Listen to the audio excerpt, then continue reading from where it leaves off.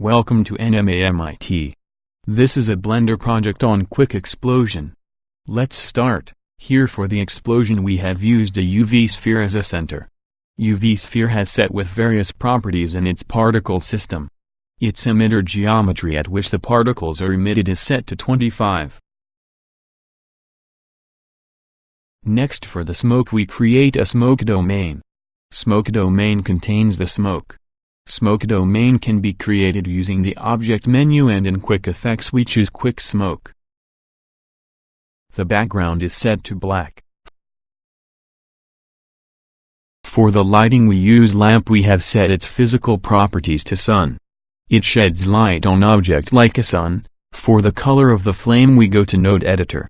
In node editor, set the color of the flame to orange and join it to color point of the emission. Now for the background we use a plane and distort it so that it looks like a variable section. Change the physical properties of the plane to look like molten lava. Since it is a heavy project, save the project. Now bake the project. After baking we have to animate the project.